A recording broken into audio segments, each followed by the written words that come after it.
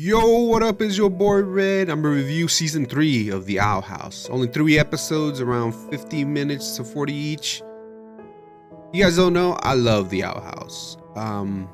Amazing. I found this by accident. I watched the first season, I fell in love with it. Season 2 was great, but that's when the announcement happened that they're gonna cancel it.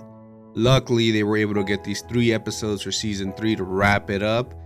And let me tell you, they did a good job, man. They used every single second that they had in order to build season 3. I actually, if anything, I was like, man, if they had more time, more episodes, this would have been the best season.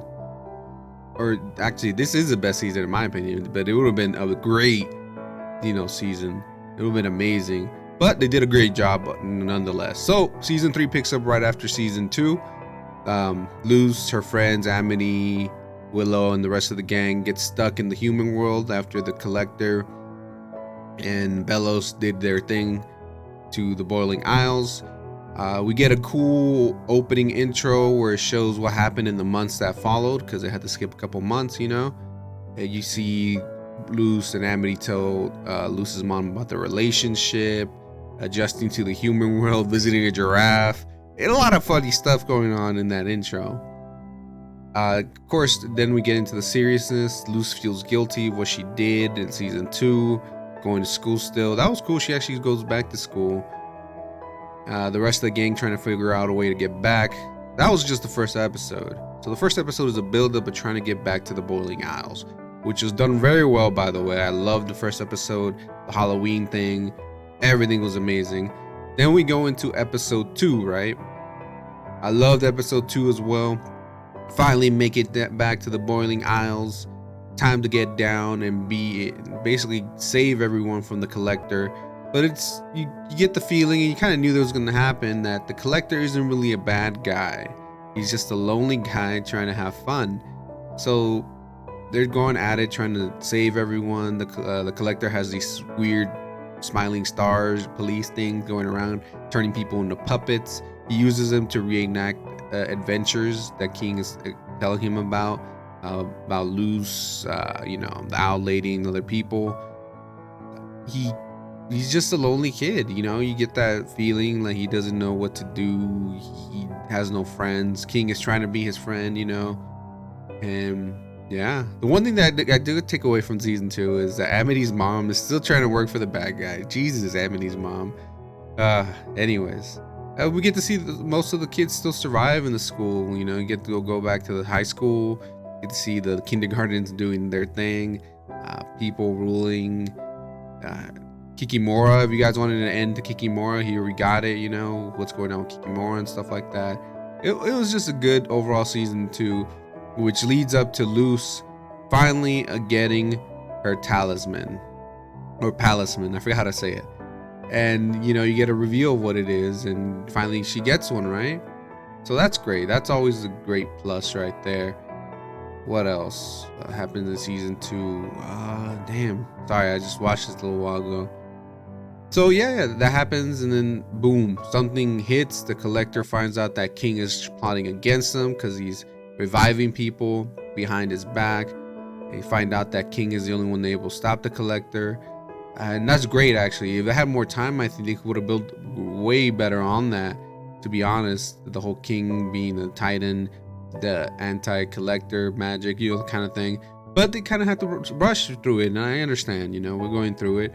So we go into what, episode 3, right? Which you would think would be the best one out of all of them, but I think out of all the episodes I saw, episode 1 was the best one for me. But let's go into it, right? Episode 3, right? We find out in episode 1 Belos is alive. He's basically a parasite feeding off of people, able to take over bodies. So he becomes the main villain again. You would think you'd never see him again because what happened with the Collector and stuff. But no, he's actually manipulating the Collector in order to go into the Titan heart, which in theory you're like, couldn't you do that before? Because you always had the Titan heart. But I guess he's just doing it as a last resort, whatever. So he's trying to make his way back to the Titan heart or able to control it. Meanwhile, Luz and her friends are in this reality that the Collector made in order to break them. Then they play a bunch of games with the collector, which could have been a great couple episodes, but you know, we get a whole one, so we just get a montage through it, which is great. They get reunited, by the way, I forgot. Luz, Ada, and King get reunited. That was touching. The rest of the gang are puppets. They're trying to break free, you know, save everyone. It was great. Beginning, I loved it. Luz and the gang, Ada and King finally beat the collector at his games. Really quick, you know, montage. And they try to help him and understand how to make friends, how mortals work. They're not immortal like he is, you know, there's limits. And then during that moment, Belos is taking over the time and is starting attacking them. Luz protects the collector. It was amazing, by the way, but it's basically killed in a way. So that was crazy. I was like, damn.